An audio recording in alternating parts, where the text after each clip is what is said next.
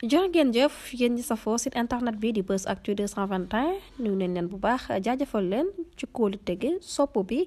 ak topp bi nga xamante ne rek yi nag ñu koy topp bu leen fàttee abonné di bës cloche de notification yi ngir mën a am yeneen i info woote le président Diomaye Faye encore une fois gis nga affaire yi amul yërmande amul yërëm tëlu gis nga journaliste yi dañ leen war a teer a paqueté sinon dañuy taal réew mi parce que li ñuy woote ne ñoom moom lañ duñu ko ab journaliste nekk journaliste war a tax lu la neex war a wax te kenn du la jàpp lu la neex bind te kenn du la woo mais wala ngeen wax ma ni ba xam journaliste Sénégal yi ñoo gën bépp doomu aadama ñëpp bàyyi lépp lu ñu dem doone ay journaliste ay nit yoo xam ne dañuy toog bind sos lu leen neex war a génn dugg di génn dem seen yoon dugg BAG dem seen yoon bu fekkee ne journaliste kenn mënu ko topp kan nañ bàyyi prisonniers yi nekk ci kaso yi parce que journaliste gënuñu ñooñu ndey taxaw saaga nu mu la neexee mais Bah Diakhaté li mu def journaliste bii ñu bàyyi tey jii dama ne kooku moo gën a garaaw bu Bah Diakhaté Bah Diakhaté ci boppam dafa accuser Ousmane Sonko mais journaliste bi lu mu bind da doon bëgg a taal réew mi Madiambal Diagne taal réew mi moo ko tax a jóg Bah Diakhaté mënul fanaan fenn te Madiambal Diagne ñëwul fekk si ko bu dee Bah Diakhaté moom day jaxase moom ñaari nit sax la sosal président ba la sosal ak premier ministre am mais kële réew ma la bëgg a taal réew ma la bëgg a taal Madiambal Diagne réew mi la bëgg a taal boobu ba léegi ci taalum réew mi lay wër parce que ci armée bi la dugg jaxase ñëw di jéem a rebeller benn général bugg a indi division ci armée bi kooku warul dox journalam bu bind loolu noonu waruñu ko dugal dig mu génn bu loolu bu amee rek day mel ni justice bi doxeewul tëddeewul njaxanaay day mel ni bu boobaa justice bi tëddeewul njaxanaay bu boobaa day am ay kumba ndey ak kumba am ndey ak kumba amul ndey parce que kumba am ndey mooy sama genre gi kumba amul ndey mooy sama genre gi mën nañ leen jàpp tëj leen ci benn moo accusé kii moo accusé kee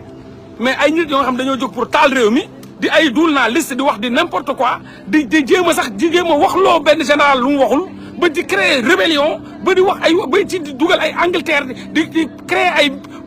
problème diplomatique mais dama ne kooku warul dox journalam bi bind loolu warul mën a di dugg di génn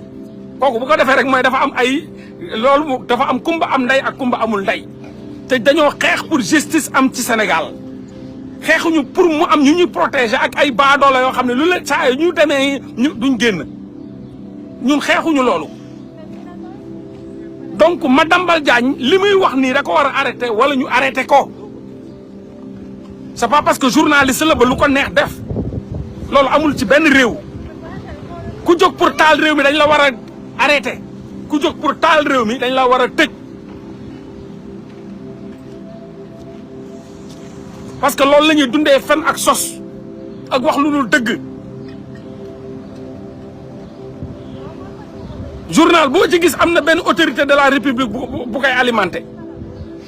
journal boo ci gis am na benn autorité de la république bu koy alimenté moo tax information yi ñoom ñoo leen koy jox di leen ko wax loo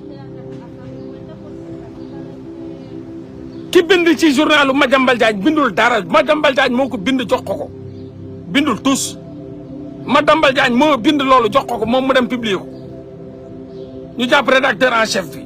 matul sax ay quelques heures ñu bàyyi ko mu dem pourquoi na la justice wax lan moo tax ñu bàyyi rédacteur en chef bu Madiambal Diagne bi teguñu ko fenn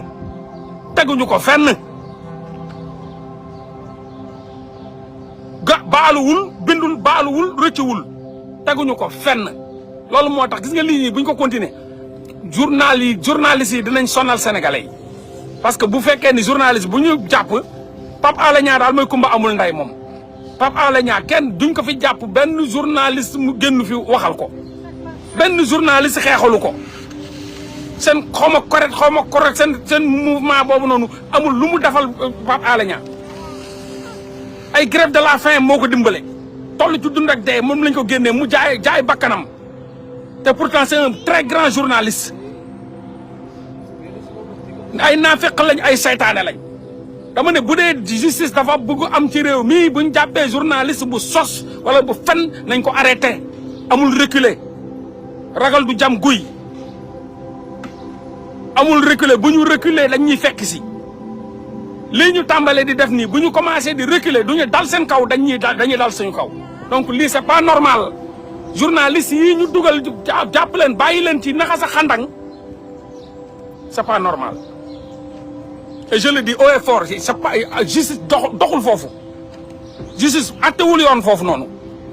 parce que ñooñu mënuñu bind lool ci seen i journaux mu génn ñu affiché ko après ñu woo leen génn mu génn dem yooyu kooku am ful la bu la dig wooyee wala kenn da nga war a saaga seen ndey parce que buñ la wooyee da nga naan la bu ma seen morom bu leen ma fontoo laa la wax fii la ñu bind journal du n'importe quoi di rebeller benn ab militaire di jéem a créer benn embuscade wala ay coup d'état ngeen gis ko dugal fi journaliste génn ko mu dem yoonam man duma kumba amul ndeya duma ku ngeen war a sacrifier c'est pas normal loolu du dëgg du yoon lii bu fekkee nii lañ ko nar a jàppee daal dëkk bi du am justice bu boobaa koo jàpp mu fippu ne la amoo droit pour jàpp ma parce que kenn bindu leen ni ñoom dañuy war a wax lu leen neex pour taal dëkk bi dox lu leen neex c'est pas dëgg dañ koy wax te dee bàyyi bi ñu leen bàyyi du dëgg du yoon bàyyi bu ñu leen bàyyi du dëgg du yoon day wane ni ñoom def nañ pression te bu ëllëgee dinañ defaat pression ndax ma Madiambal Diagne parewul ci li muy wax il faut les arrêter ay nit lañ ay justiciable lañ dañ leen war di juger comme tout le monde gënuñu ñu ndey gënuñu ñu bàyyi ku fi fenn bugg a taal dëkk bi dañ la war a arrêter te dañ la war a dugal yóbbu ci justice bàyyi bi ñu leen bàyyi tey jii sénégalais ñi ngi réclamer ñu wax leen lu tax ñu bàyyi leen loolu la ñuy réclamer on demande ñi leen jàppoon ñu wax ñu lan moo tax ñu bàyyi leen lan moo tax réew mi day am justice wala mu ñàkk bañ am justice ñëpp xam ni justice amu fa mais justice kumba am ndey kumba amul ndey c'est pas normal du dëgg du yoon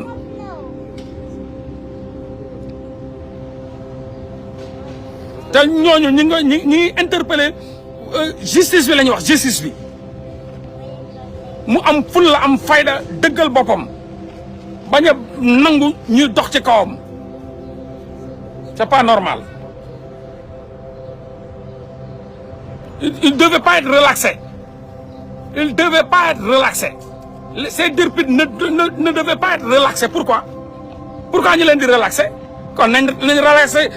relaxé kii Bah Diakhaté nañ ko relaxé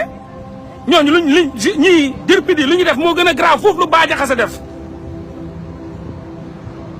Bah Diakhaté mënul taal réew mi li Bah Diakhaté wax jógul pour taal réew te mi ngi noonu ci kaso bi ñii li ñu wax dañoo jóg pour taal réew kon ñii amuñu droit di leen bàyyi ñuy dox seen soxla justice la ñu wax justice la ñu wax justice dëgg kenn mënu leen layal bu dee dégâts bi Bah Diakhaté def bi nga xam ne tekkiwul dara ñii seen journaux yi seet fu ne la nekk dafa nekk ci internet dañ ko sax internationalisé boo duggee ci internet bi mi ngi partout kenn xamul Bah Diakhaté ñii seen journaux yi mi ngi partout ci internet fu ne mën nga ko fa lire te ñii dañoo jógoon pour taal dëkk bi dañoo jógoon pour créer indi rébellion ci biir armée bi donc ñii ku leen bàyyi war nga mën a bàyyi Bah Diakhaté pour te dëgg rek tax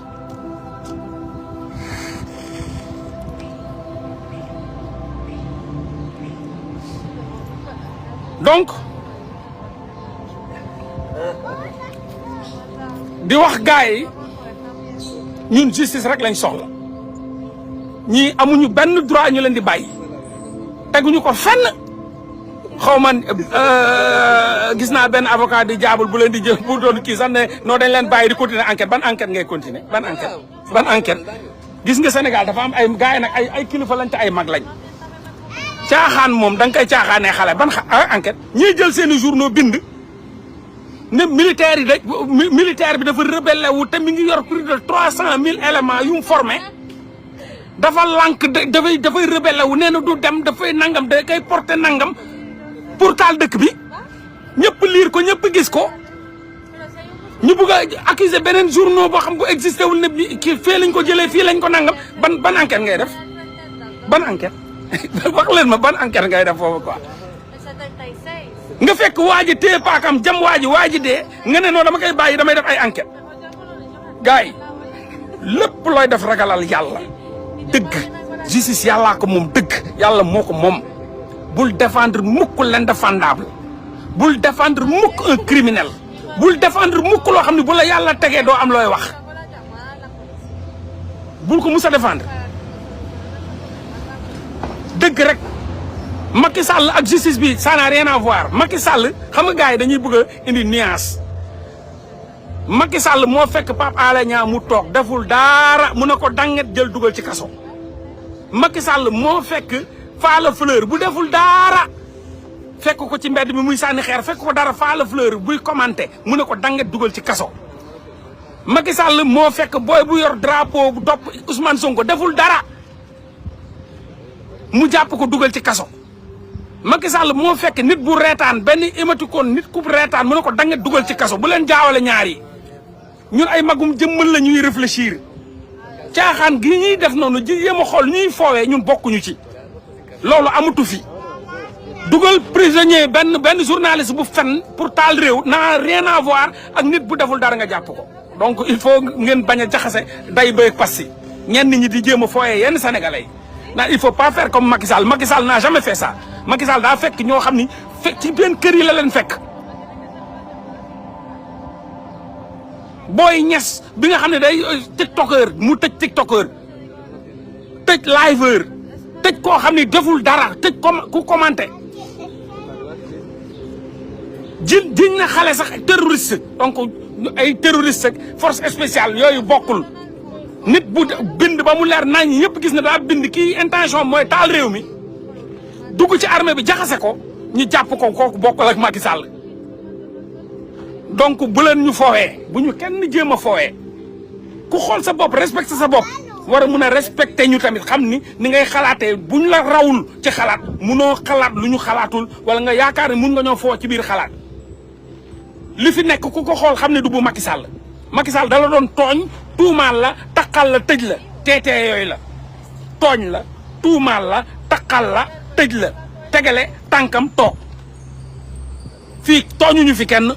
tuumaaluñ fi kenn taqaluñ fi kenn tëjuñu fi kenn Macky Sall noonu la doon dundee les teetee tooñ la tuumaal la taqal la tëj la tegale ay tànkam toog fàtte la fii tooñuñu fi kenn Bah Diakhaté moo tooñ fen sos ñu téye ko journaliste Madiambal Diagne fa sos tooñ fen ñu bu nga jaxasee réew mi ñu tëj ko noonu la bokkul kon ñaar yooyu bokkul ki lay tooñ di la tëj bokkul la koo xam ne yaa ko tooñ ñu yóbbu la justice tëj la bokkul de kon bu leen fi jéem a kenn xool nu ngeen di naxee nit yi sénégalais yi yeewu nañ il faut ngeen xam ni sénégalais yii billahi ku leen xeeb da ngaa dofe rek sénégalais yi yeewu nañ benn xeet yow gis nga diggante 2022 ba 2024 vent wu révolution bi ci la amee ci la sénégalais yi doon nalaw yëpp yeewu ñi doon nalaw yëpp a yeewu sénégalais yi seen bopp yi dafa fes tepp dañoo yeewu benn xeetu yeewu boo xam ni ku yaakaar ne mun nga leen foowee comme ni ngeen leen doon foowee ak manipuler ci journaux yi ak di caaxaanee ci seen bopp yi da ngay nax sa bopp sénégalais yi dañoo yeewu yàlla moo leen ko defal nag ci diggante 2021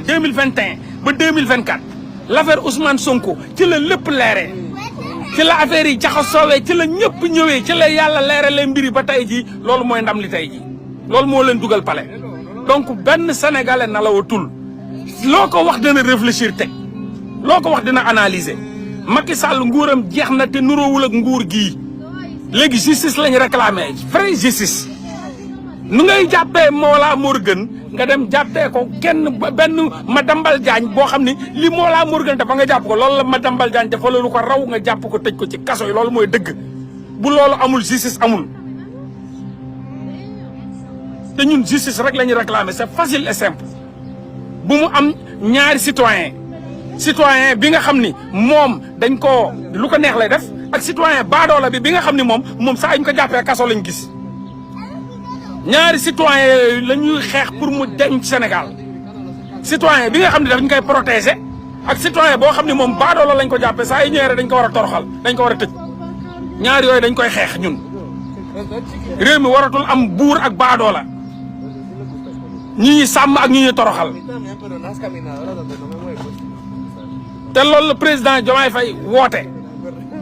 loolu moo tax mu jël justice am jël un justicier boo procureur ancien procureur jox ko ndax am na yaakaar ni war na mun a ba pare ñëw def assise de la justice vraiment lu musul am Sénégal ñëw teg assise de la justice jël justice bi teg ko ci loxo ay justicier loolu moom mooy dañ ko ci war a jàppale te bañ ko yàqal dañ ko war a jàppale ci liggéey bi bu ko neexoon jox ko ñeneen Macky Sall moo doon jël armée bi jox ko benn ministre boo xam ne xamul dara ci armée le président Diomaye bu mu ñëwee daf ko jox ku bàyyee ko ci armée intérieur bi mu jël ku bàyyee ko ci police bi bàyyee ko ci gendarmerie bàyyee ko ci solkatu tëddi jox ko intérieur justice bi mu jox ko koo xam ne c'est un justicier jox ko un ancien procureur mu gérer ministère bi donc kooku dafa jóg pour jubal kooku def na les hommes qu'il faut à la place qu'il faut léegi nag ñooñu ñoo war a wane seen bopp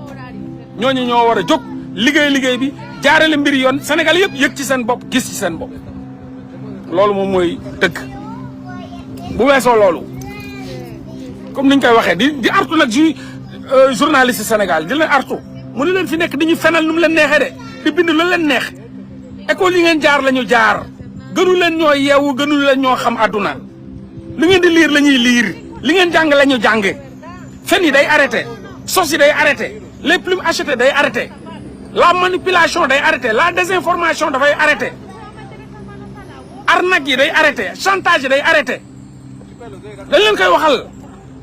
c'est pas parce que da ngeen yor seen big di bind rek que yéen yàlla yi doo leen yàlla doo leen yenentu ñu leen jàngal la nga fi fii loo fi xam am na ku la gën a xam nay leer mënu leen nekk ci ginnaaw ñu leen di jënd ngeen di wax di n'importe quoi nekk un journaliste de mauvaise foi dañ ko war a arrêté kuy mal désinformé dañ ko war a arrêté ñiy fen dañu leen arrêté ñiy sosal dañu leen war a arrêté ak koo mën a doon nag koo mën a doon balaa ñoo yëg ni justice am na Sénégal mooy ñu commencé ministre sax gars yi dem yóbbu ko justice ministre fii comme ni mu fi amee fii da ngay député bu la tooñ tey da nga koy yóbbu justice te da ngay gis benn ministre bu taxaw ak benn citoyen ñu leen di acté am na fii ay policiers yi taxaw ak citoyen ñu leen di acté fekke naa Canada fii policier bu dóor benn Guinéen te dafa juum waru ko dóor Guinéen porté ko plainte ñu yóbbu policier bi acté ko Guinéen bi moo ko gagné Guinéen bi ñu fay ko ci xaalis loolu moo war a commencé am Sénégal policier bi dóor nit waru ko dóor ñu yóbbu dem justice procureur bu taxaw justice ñu lay jugé moom foofu lañ toll foofu lañ bëgg a yóbbu réew mi procureur bu sosal nit fenal nit wala yàq nit wala di corrompre nit kooku dem porté ko plainte nga dugg procureur bi di la jéem a corrompre nga am ay preuves yi leer dem yóbbu ko justice foofu lañ bëgg réew mi toll réew mi dem ba nga xam ni un citoyen mun na dem taxaw ak justice ak benn procureur mun na dem taxaw ak justice ak benn policier mun na dem taxaw ak justice ak benn général mun na dem yóbbu justice loolu foofu lañ bëgg réew mi toll.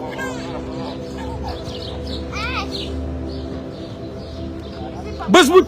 tribunal bi commencé am policier tel wala général tel wala colonel tel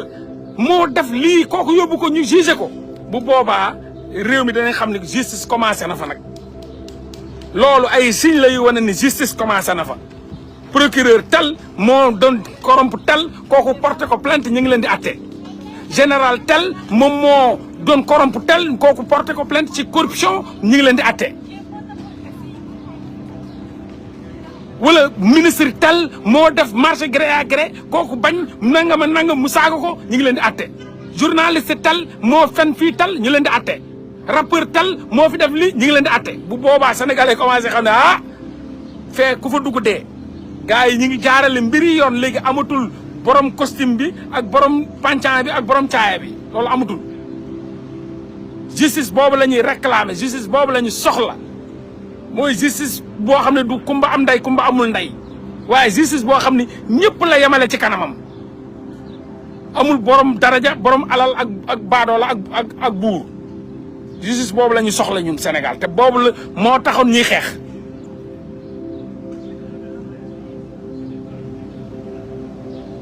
te incha allah loolu le président Diomaye am bëgg-bëgg bi moo tax mu jël ay justicier jox leen mbiri pour ñu jaarale mbiri yoon yéen a ngi gis noonu Trump justice la jóge Trump ñu condamné ko te Trump c'était un ancien président amul président Sénégal bu génn Sénégal justice topp ko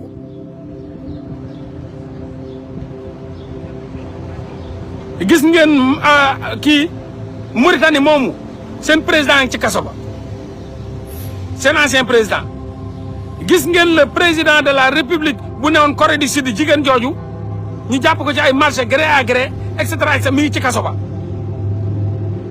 ay président ñi ngi fii ñu justice topp leen donc foofu la ñu war a toll justice di topp ay président Sénégal amul justice boo xam ne mus na topp suñu président Sarkozy ngi noonu France justice da koo topp di ko condamné ci li nga xam ne moom ak ay libé ay financement donc na justice am ci réew mi justice vraie justice lañ leen wax nag vraie justice ñun xam nañ justice parce que dëkk nañ ci yeneen dëkk yi xam luy justice waxuñu justice buy nax sénégalais yi justice vrai la ñu soxla vrai original justice bu am fii original justice boo xam ne ñëpp a fay taxaw buur beeg baadoola beeg ministre beeg député beeg maire beeg justice boo xam ne ñëpp a fay taxaw ñu àtte dëgg te yàlla tax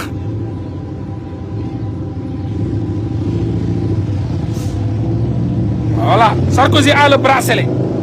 mooy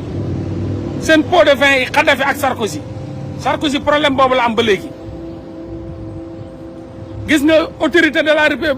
banque FMI bi nga xam ne bu mu demee États-Unis ñu jiñ ko fa affaire viol dañ ko fa téye Trump dañ ko doon bëgg a dóor monote yi dafa fay ay millions la fay pour ñu mais dañ ko doon monote Trump bii dañ ko doon monote buñ ko yóbbu palais de justice dañ ko doon monote dafa fay ay millions de dollars moo tax monote wuñ ko loolu mooy justice dëkk yooyu ngay toog sa xol di sedd nga xam ne fii justice a fi am fii dëkk fi am DSK ba mu États-Unis gis ngeen nu mu mujjee DSK ci la seeyee ba nii dëkk day am justice nul n'est au-dessus de la loi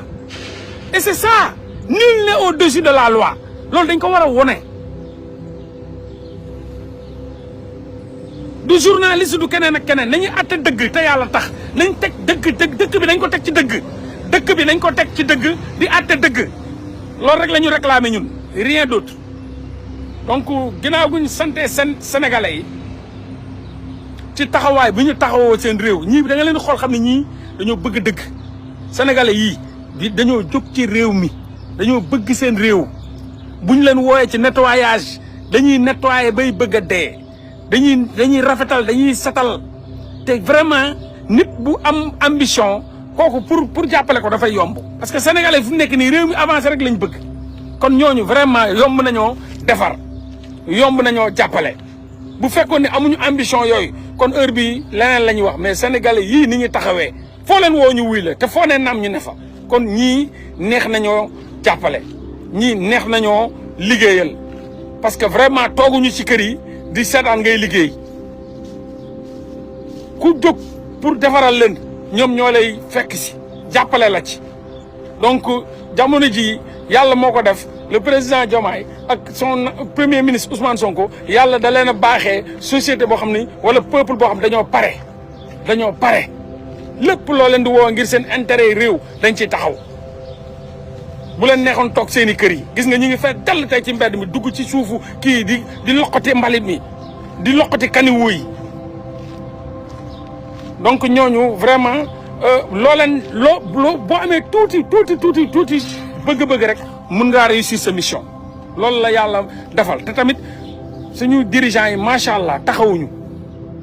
gis ngeen tey Ousmane Sonko fépp la dem nettoyé le président Diomaye loolu laa leen di wax ci président Boy ak président Pa yi ñoo war a retraité nit warul am 60 ans di naan da ngay bëgg a doon président Sénégal suñu Pa yi dañoo mi ngi noonu lu yàlla xam doy na. gis nga Diomaye ni mu doon tibbee peel yi boo ko joxoon Macky Sall bu tibbee woon noonu peel day daanu ci rigole bi kaniwoo bi peelu Diomaye bi mu yanu noonu bu nga ko téye na ko taj bàyyi ba ndox mi wàcc mu ne ko teg jox ko Macky Sall wattax lay def daanu ci biir pax mi billaahi wallaahi ponkal boo xam ne geres gi fu mu taxaw day ñaq taari tooy xep xam ngeen ni kooku tey bu yan woon peel boobu noonu sa waay day daanu bu yan woon peel bi moom tey jii boo ko peelu Diomaye boobu boo ko joxoon Macky Sall bu ko tibboon laa la wax day moom ak kaniwoo bee ànd paccax lay def ci biir bañ nañ ko ba seen jamono même bu ñu waree inauguré même bu ñu waree saxal benn garab gis ngeen fi benn ministre bu lekkoon suñu biche yi bu muy saxal benn garab même dañ ko lalal tapis pour daal yi bañ a am suuf gis ngeen jeune dafa am solo ci réew ngeen xool ko condition bu mu am dafa tibb peel bi taxaw demul tuuri ji ko de bàyyi ba ndox mi seqi ba ndox mi wàcc mu ne ko capax teg soxnaam si tamit gis nga du soxnaam si nu mu def dafa tibb moom ba mu dëgër taxaw téye ko ba ndox mi wàcc mu teg ko tey bu doon Macky Sall kërëb ne pëccax waj dëgg kon foofu gaa yaa ngay daw di ko kii di nga gis ku taxaw mar ko billaay bu Macky Sall yanoon peel bi tey jii bu président Diomaye yanu day daanu ci kaniwu bi te boo deful nànk cogg yi dinañ daw wàcc jëkkati ko naan mbalit mi wala ñu mar ko ba mu weex tàll ñu bàyyi ko mu dox yooyu nag jeex na léegi jeex na taxawaalukat yi wër gaa yi nii ponk paa yi nga xam ne fees dal ak gere seen biir yi rëy seen taat yi di tooy mun attanuñu dara feebar ñii toll ci dund ak dee soxlatuñ président yooyu ay booy la ñu soxla ay booy te randonnée pédestrale yi nee nañ leen dinañ ko commencé di def day am tamit président Diomaye Faye benn dimanche ànd ak benn Macky le président Ousmane Sonko le peuple sénégalais ñu def ay randonnée pédestrale ay waaxu wala ay daw ay dox ñàkkutooy xepp dindi graisse gi ak suukar su bëri si ak xorom si am ay jeunesse bu wér loolu la ñuy wër voilà donc di wax ni ñi nga xam ni Madiambal Diagne ak i maasam jóg te gu ñu jógte du sotti ñun ñi ngi fi di leen xaar du sotti seen pexe ju bon jooju du sotti incha allah bu soobee yàlla ñun lañ fiy fekk voilà léegi nag lu Ousmane Sonko wax am na solo gis naa leen ñoom ñëpp di tëb di dal ak Paaku Mburu Fay mi ngi wër ci média yi fu ne naan ay nañ baal ay impôt nañ ñu baal ay gi mel ni je sais pas waaye fii kenn du la baal lu mu moomul le président Diomaye du la mus a baal lu mu moomul Macky Sall lu tax signé wul décret boobu parce que xam na ni moomul impôt fisc bi moomu ko moo tax baalu la ko munu la ko baal kenn du la baal da ngay fay boo amul loo ubbee sa presse nga tëj sa presse te dem jaay lal te jaay géej kenn forcé wu la loolu kenn forcé wu la ko presse kese du fi liggéey dama ne boo munul fay tëjal sa xorondong googu sa xottu néeg boobu nan nga naan presse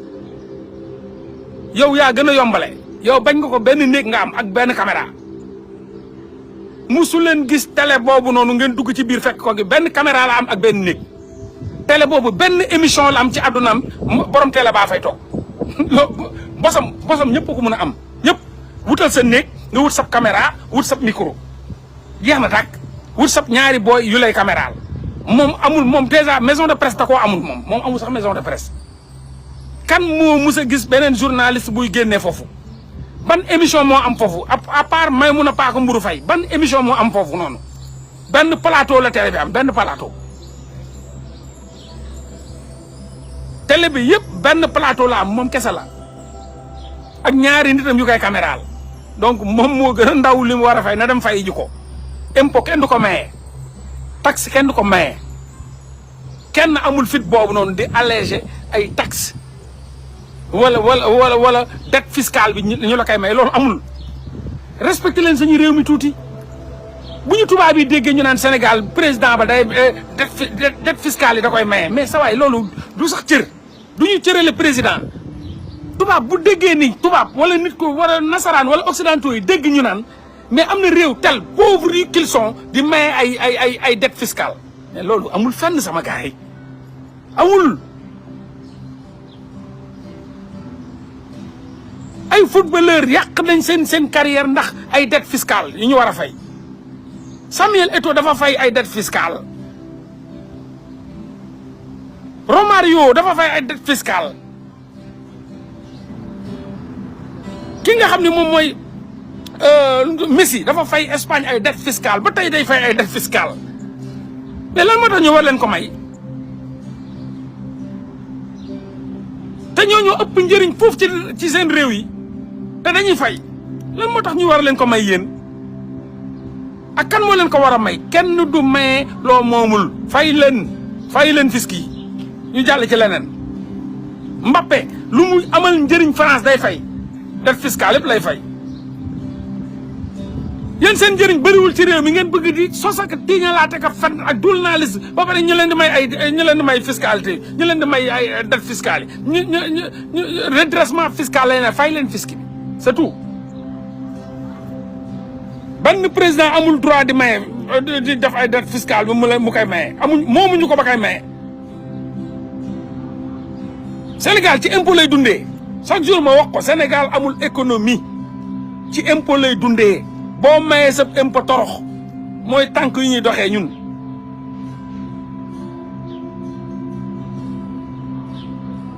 boo ne balance ñu ne déficitaire économie exogène amuñu dara lépp ci taxe lañ koy lekkee moo tax port ay aéroport moo ëpp lu muy dugal alal ci Sénégal port aéroport lu tax loolu mooy impôt yu ñuy fay sur le revenu impôt sur tel impôt sur impôt yooyu la ñuy dundee ñun jaaykatu caaf bi di fay impôt jaaykatu ndox mi di fay impôt mooy patente yi taxes yi ñu leen di fayloo waaye yow nga yore ay kii ne doo fay lu defaru Sénégal à part ay leb impôt moo ko mottali Sénégal ci trésor public lay dundee trésor public mooy fay laaj leen trésor public xaalis bi fu mu koy jëlee mais impôt trésor public ku fayee ko Sénégal trésor public moo la fay mais pourtant trésor public amul ay machines yi defar xaalis trésor public moom mooy ñooy dem jël xaalisu sénégalais ci impôt ak ay taxes dem dugal ko foofu ci lañ lay fayee yow looy lekk ak looy naan ci la ñuy jël ci sa salaire extraire si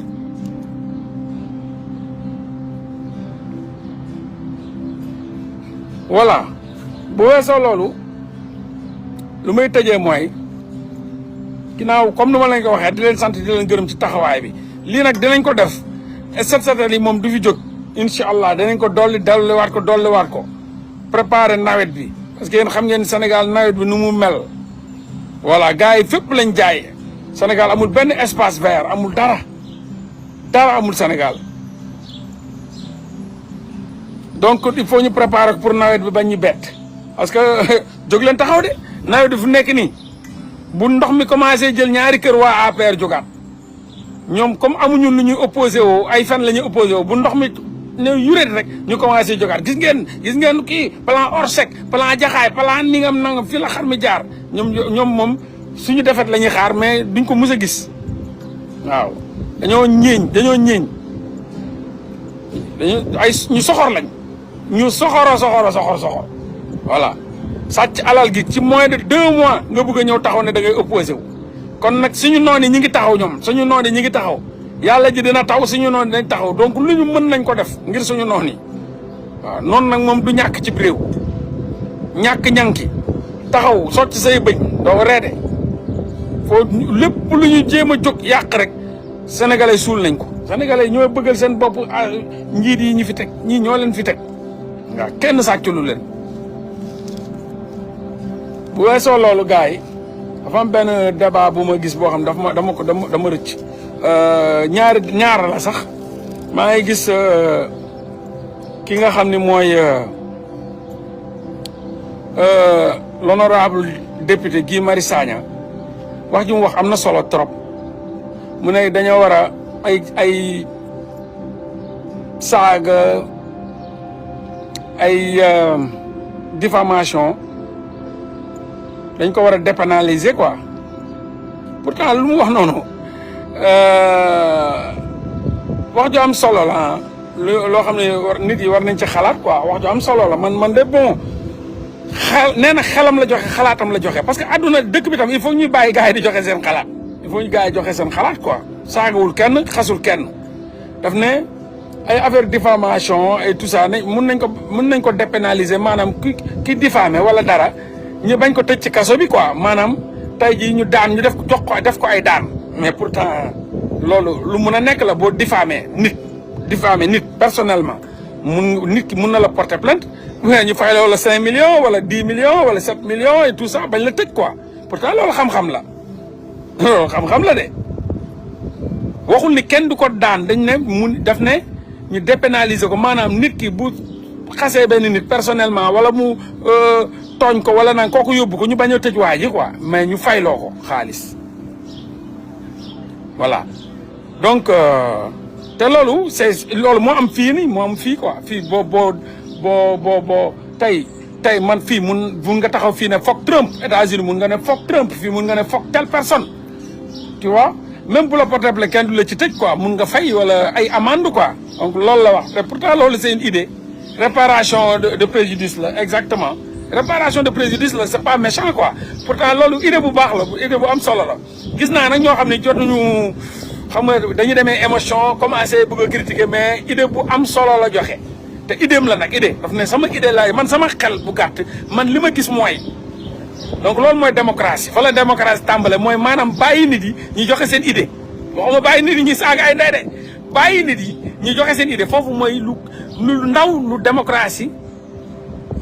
moom mooy maanaam maillon bu gën a faible ci démocratie la mooy maanaam liberté d'expression ne veut pas dire liberté de saaga ndey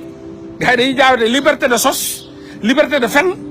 ak liberté d'expression ñun nag liberté d'expression la ñu wax mooy nga exprimer wu nga am liberté exprimer wu loolu mooy liberté d'expression mais bañ a saaga kenn wala bañ a xas kenn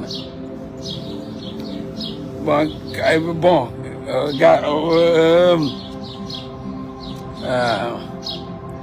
mami daf dégluwoo ma de mami dafa mel déggoo ma de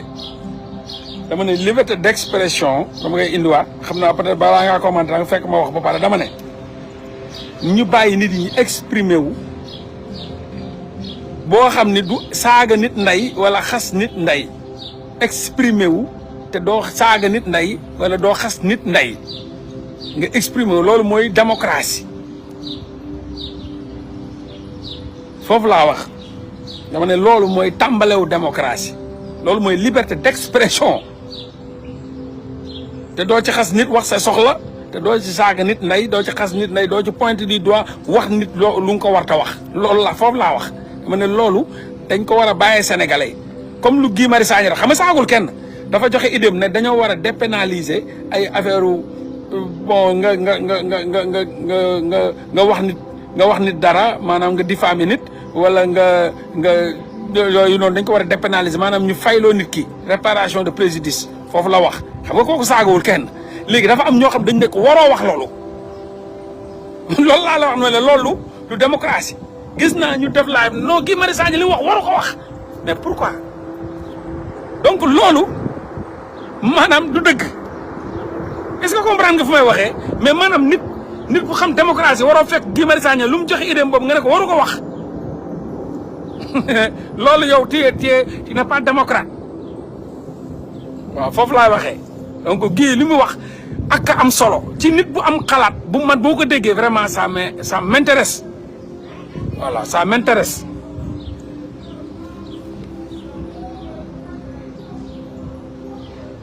Laye Faye pourquoi tu te déménages beaucoup au Canada parce que je suis un dealer de drogue quoi je me déménage beaucoup mais je suis un dealer de drogue moo tax may déménager wu kontaan nga ok ñu avancé léegi jàppal loolu ba pour l'instant man nga laaj tontu naa la lu tax may déménager wu parce que damay deal drogue quoi damay deal drogue sàcc deal rey nit lépp laay def donc loolu moo tax il faut may déménager wu quoi pour ñu bañ ma jàpp kontaan nga on avance léegi beneen bi may indiwaat moom laay tëjee waxtaan bi mooy Cheikh Oumar Diagne li mu wax ne pour palais ñu def fa jàkka wala juma affaire bi indi benn tollé Sénégal quoi ku nee naa non gars yi pays laïque la bi ñooñu ñëpp nee naa voyagé wuñu kuy wax Cheikh Oumar Diagne xam-xam googu mu génn ku koy weddi rek musoo tukki nit mënul tukki di xalaatee noonu moo tax ma xam ni ñiy xalaat ni kenn musu ci dugg avion aéroport boo dem am na fu ñu aménagé pour julli aéroport Angleterre am na fu ñu aménagé pour julli fii Canada aéroport bii am na fu ñu aménagé pour julli stade yi tubaab bi fépp aménagé nañ ko pour julli Liverpool boo demee ci seen stade am na fu ñu aménagé pour julli Wembley boo fa duggee am na fu ñu aménagé pour julli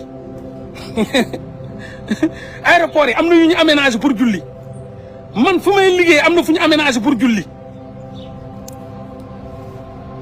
Sénégal palais 95% de Sénégalais ñu nekk ay jullit ñu ne palais ba non laïque la war ñu ko aménagé xam nga ñoo ñuy wax loolu vraiment mos ñu voyagé ba Amérique fépp fu ma mos a liggéeyee Amérique am na fu ñu aménagé pour julli espace bu ñu aménagé pour julli ji fu ñu aménagé pour julli waaw léegi ngeen ne Sénégal nit ki ne palais de la République am ñu fay liggéeyee di ay julli ñu kooku réclamé pour ñu aménager fa pour julli am ñu taxaw naan noo dëkk laïque la quoi ndeysaan xam nga moo tax tukki baax na nag tukki dafa baax des fois da ngay dégg ay wax yoo xam ne da nga xam ne ñii mosuñu bouger yàlla mayu leen chance bouger mais ku bouger du xalaatee noonu man de fu may liggéeyee dañ fa aménager espace bu rafet defal ñu fa ay bassin defal ñu fa ay sijaada billaay wallaay defal ñu fa ay robinet dañuy jàpp di jullit ay tubaab ñoo ñu ko defal saa yu waxtu julli jotee ñun ñi ñëpp dañuy dem foofu julli ci fépp fu may musoo liggéey fekk naa fa ñu aménagé fa pour julli te tubaab yi ñoo ñu ko defal du ñuy jullit ñi ñu ko defal du ñuy jullit ñu nekk bitim réew xam nañ li may wax aéroport boo dugg am na fu ñu def boo laajtee ñu ne am na fu ñu aménagé foo xam ne jàkka la ngay julli stade yi gars yi di football ñi nga xam ne ñoom ñu Espagne aéroport ci biir stade yi am na fu ñu aménagé pour julli léegi palais ay 90% de musulmans ñu ne amuñu war ñu aménagé foofu pour julli parce que ay xawma lañ ay athée lañ ak ay xawma lan ñun laïque lañ ak non mais ça va le débat est trop bas Sénégal le débat est trop bas billahi te lu ñuy perte seen temps ci détails yooyu da nga koy xool di leen ree di xam ne ñii xamuñu àdduna adduna dafa dépassé sax loolu ay jullit yooyu dem ak wala ay chrétien yu fi nekk ak ay jullit yu fi nekk mais ñiy liggéeyee fenn war nañ leen mën a aménager boo aménager fenn restaurant ñiy liggéey di dem di fa lekkee mais mun nga fa aménager ab jàkka nit yi dafa julle noo dafa aménager fa ab restaurant aménager ab douche mais sa waay foo nit fu ay nit di dajaloo nga aménager fa douche pour lan la aménager fa restaurant bu ñu lekkee ci restaurant bi dañuy dem ci douche bi bu ñu duggee ci douche bi bu ñu paree bu ñu jàppee dañu war a dem julli ji mais Cheikh Oumar Diagne posé loolu débat boobu noonu gars yi bu ko def débat non mais c'est nul des fois nga gis ci nit même vélodrome fu stade yëpp am nañ fu ñu aménager pour julli vélodrome ak Angleterre ak Espagne ak foo dem aéroport yëpp aménager nañ pour julli ñu mu ne la mais man xaw ma woon sax ni loolu man pour man loolu am na mu ne palais nañ fa aménager jàkka pour nit ñi di fa jullee mu doon débat biir Sénégal 95% de musulmans ñu bëgg ko def débat naan ay non pays laïque la pays laïque loolu constitution bi la loolu ci bind bi la Sénégal pays musulman la ay musulman fa nekk ak ay chrétiens ñoom ñëpp ay jullit lañ musulman yi chrétiens ñoom ñëpp ay jullit lañ dañuy julli am na diine ci maanaam Sénégal dafa am diine kon foo mën a def mun nga faa def benn ay espace yu aménagé pour ñuy julli parce que tubaab bi dañ ñu koy defal ñun tubaab bi dañ ñu koy defal ñun fu mu mës a liggéey fekk aménagé na espace yu rafet defal ñu fa ay lépp nice ñu fay julli ñu nekk bitim réew xam nañ lu may wax mais Sénégal bu ko def benn débat quoi ni des fois nga gis ci koo xam ni bind na ba foog ni moo téegal gaane fekk waxul tus des fois nga gis ci ku commenté foog ni xoolal borom xam-xam la wuti français yi sax ñëw teg non c'est un pays boo xam ni quatre kii laïc non loolu day indi guerre day indi foog ni moo téegal gaane fekk amul xam-xam amul xam-xam bu génnoon léegi voyager ñëw fenn ñu toog mu de ci aéroport ba ñu won ko fu ñuy jullee te tubaab yee koy romb di dem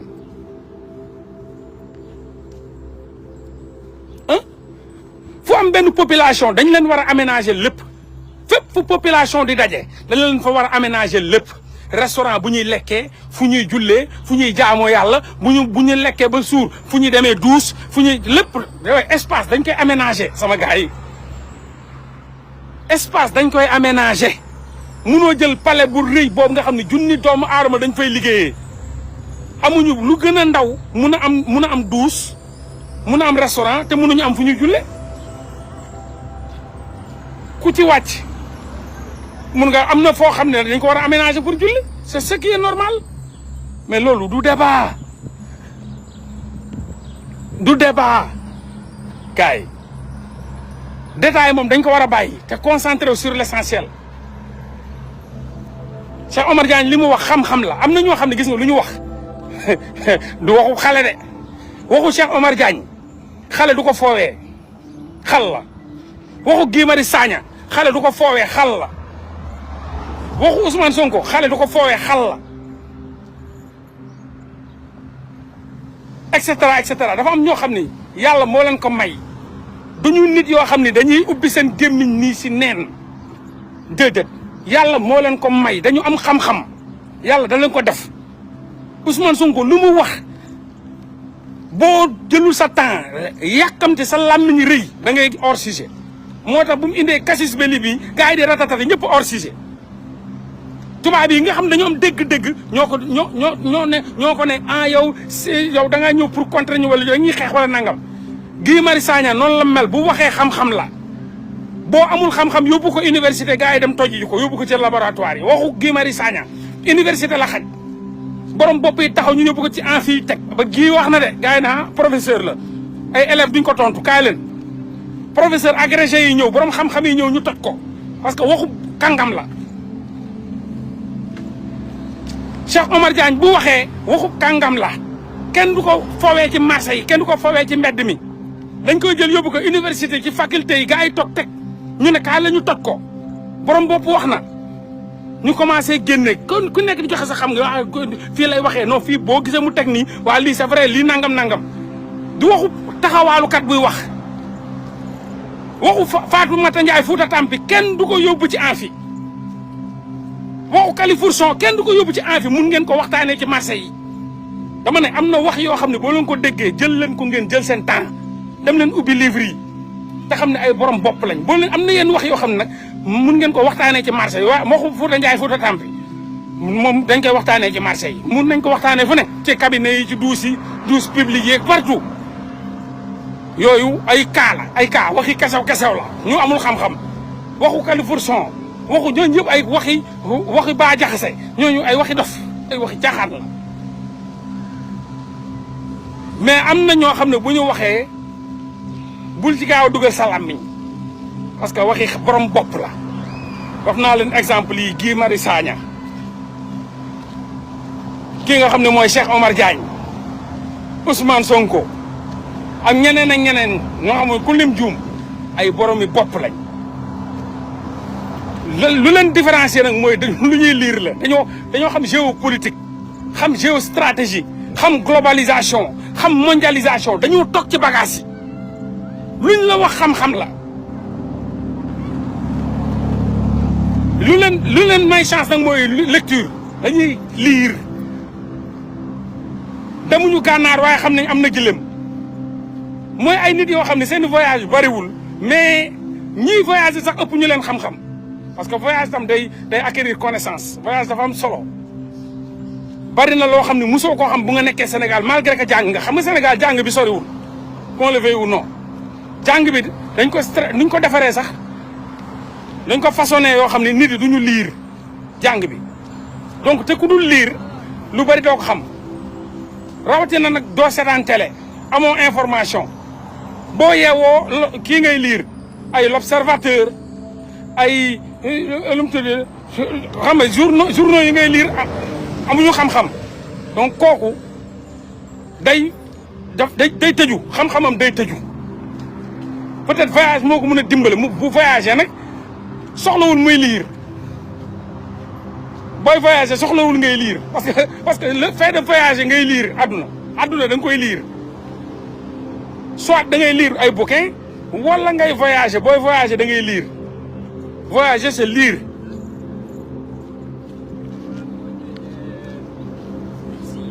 donc ay am na solo lu Cheikh Omar Diagne wax am na solo trop sincèrement man ñooñu bu ñu waxee vraiment damay jël sama temps analyser teg xool ci angle yëpp parce que ñooñu dañuy susciter débat ay débat la ñuy susciter yu am solo mais nag sénégalais yi bon loolu intéressé wu leen intéressé wu leen débat yu fi gën a yàgg mooy débat yoo xam ni kaa la Sénégal loolu malheureusement c'est dommage quand même mais débat yu gën a saf ci ñoom xorom mooy débat kaa te man bëgguma di alimenter ay débat kaa des fois damay am ci débat kaa yi de mais dama naan man waruma doon source buy alimenter débat kaa wallahi des fois am na kaa yi am na ay kaa sax yu neex yu leen di romb yoo xam dama ci jot nu may jotee yeneen information noonu laa jotee ay des fois ay kaa ay kii diw na diw ba topp ko mu biiral ko mu topp ko ay nit yu siw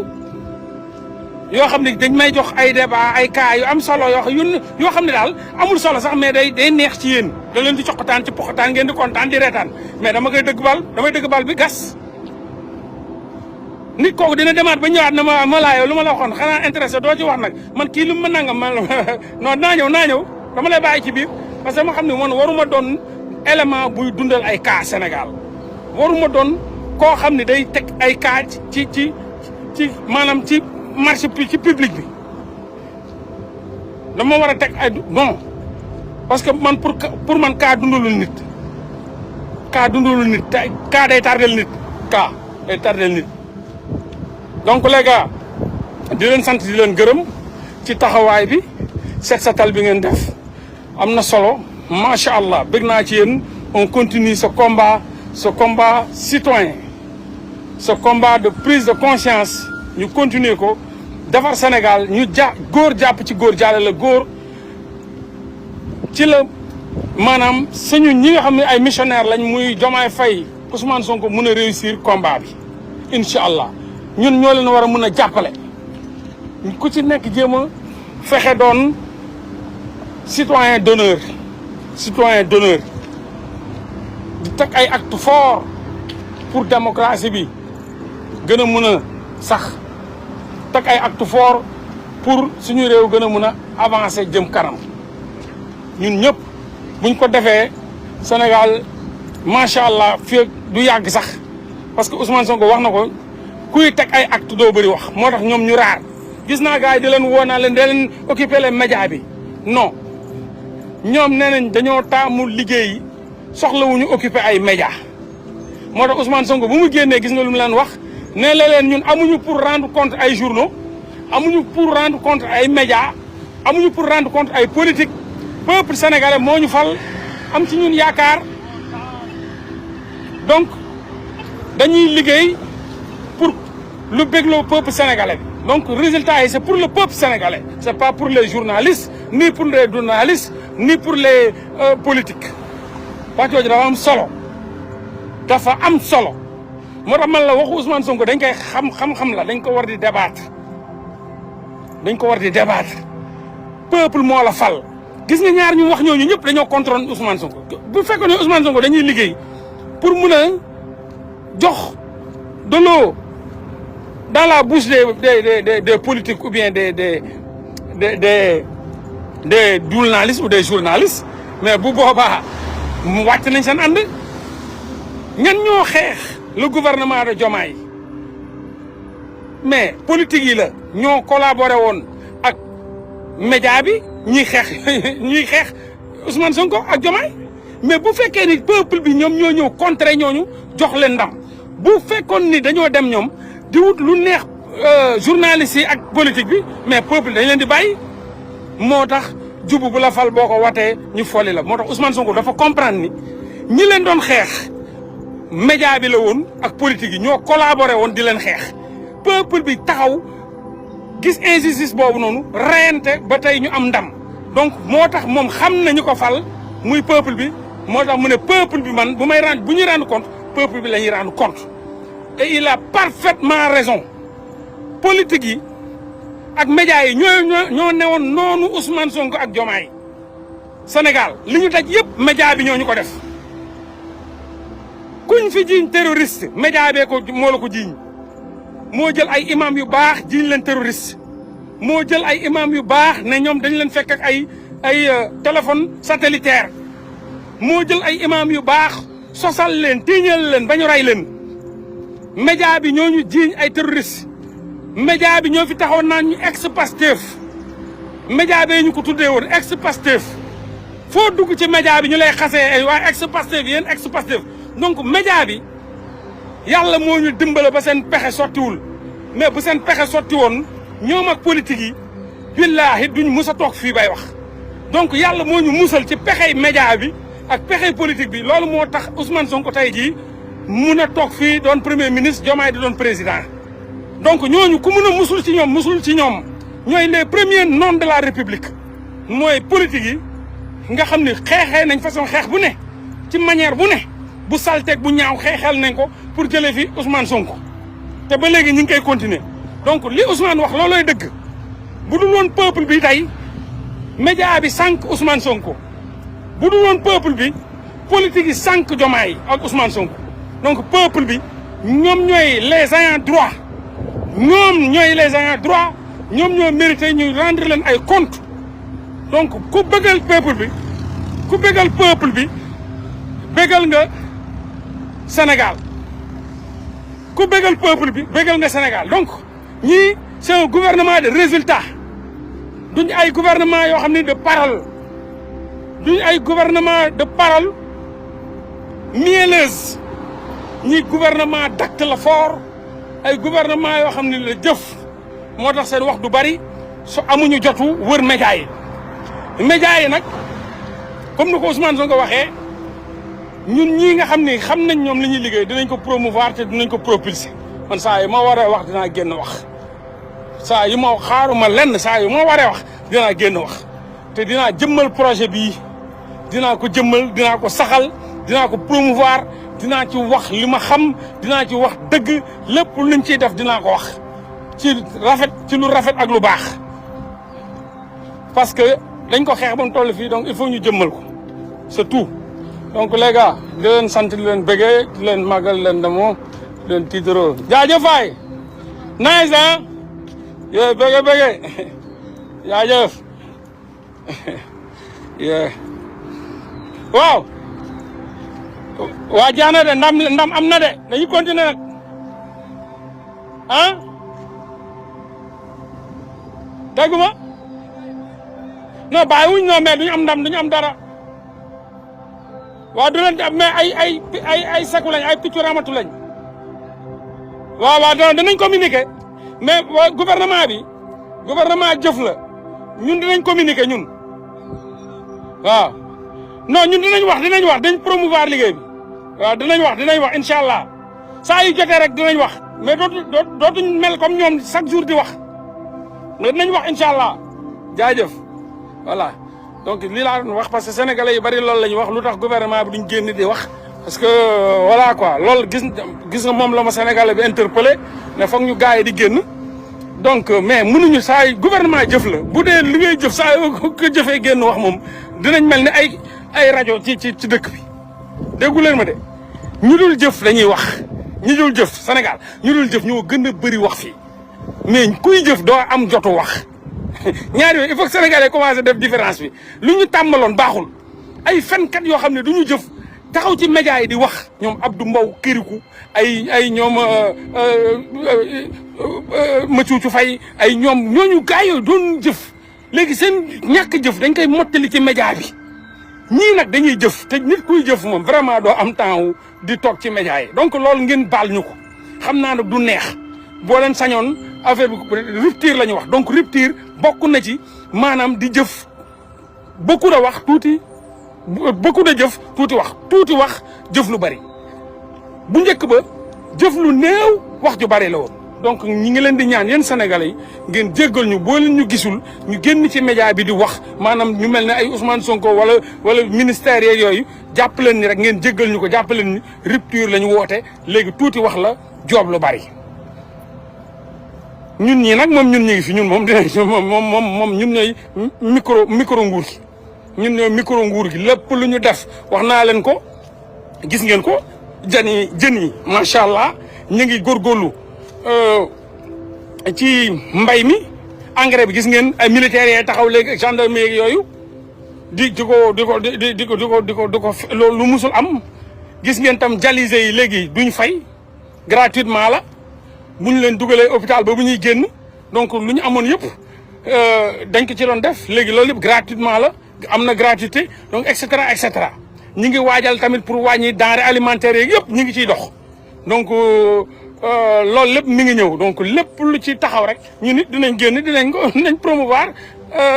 l'acte et le travail du gouvernement incha allah bu soobee yàlla donc bu leen jaaxle daal bu leen jaaxle waaw di la wax ni daal ndam day am bu soobee yàlla incha allah léegi nag ci ñàkk génn ci média bi di ratatati moom ñi ngi jéggalu du mun a am saa su ne gis ngeen semaine bii yëpp gis ngeen Dame Mbodj génn na gis ngeen Sonko génn na Diomaye amuloon jot donc man maa ngi génn di wax donc am na ñeneen ak ñeneen ñuy génn di wax